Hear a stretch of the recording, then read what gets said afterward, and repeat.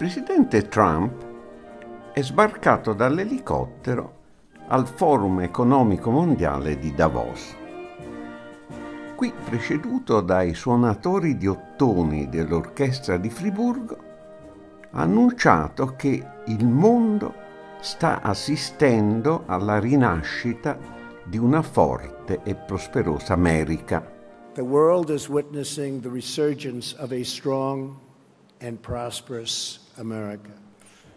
Grazie alle riduzioni di tasse e riforme attuate dalla sua amministrazione in base al principio America First, ossia quello di mettere l'America al primo posto.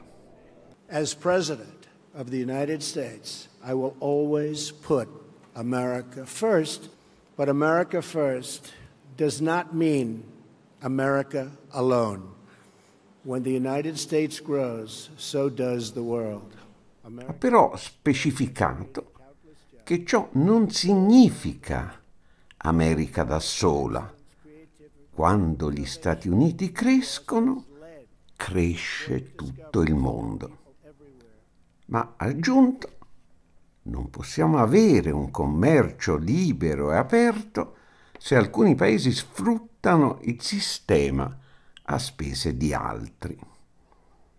Chiaro il riferimento soprattutto alla Cina e alla Russia, accusate di distorcere i mercati globali attraverso sussidi industriali e una pervasiva pianificazione economica a guida statale.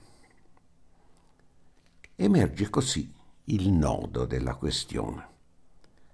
Gli Stati Uniti sono ancora la prima potenza economica del mondo, soprattutto grazie ai capitali con cui dominano il mercato finanziario globale, alle multinazionali con cui sfruttano risorse di ogni continente, ai brevetti tecnologici in loro possesso, al ruolo pervasivo dei loro gruppi multimediali che influenzano le opinioni e i gusti della gente su scala planetaria. La loro supremazia economica, compresa quella del dollaro, viene però messa sempre più in pericolo dall'emergere di nuovi soggetti statuali e sociali. Anzitutto la Cina, salita come reddito nazionale lordo al secondo posto mondiale dopo gli USA, essa è la fabbrica del mondo, in cui producono anche molti grandi gruppi statunitensi.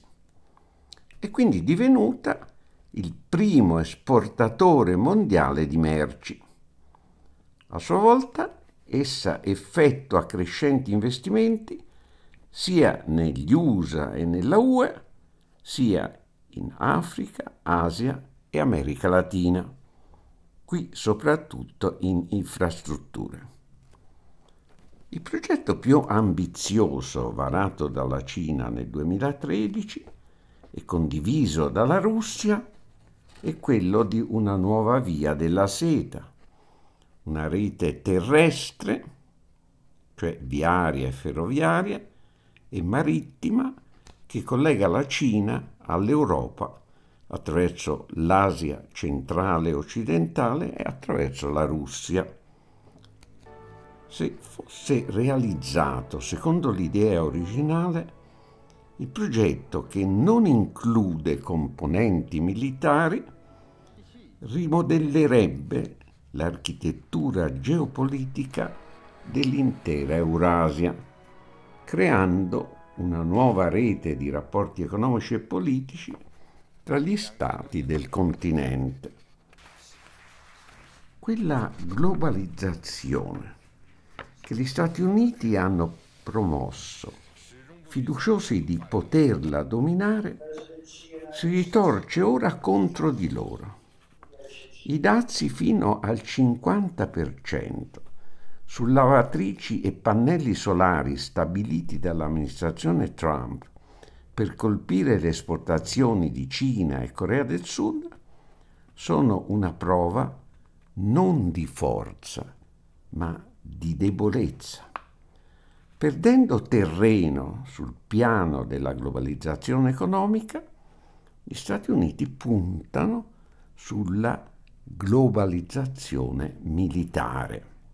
We are also making historic investments in the American military because we cannot have prosperity without security. Stiamo facendo investimenti storici nel militare americano, ha annunciato Trump a Davos, poiché non possiamo avere prosperità senza sicurezza.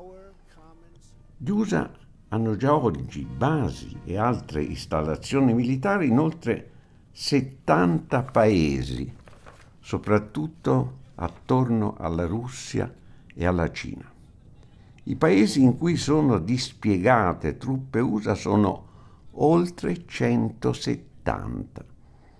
In tale strategia sono affiancati dalle potenze europee della NATO, le quali, pur avendo con gli USA contrasti di interesse, si schierano sotto la leadership statunitense quando si tratta di difendere l'ordine economico e politico dominato dall'Occidente.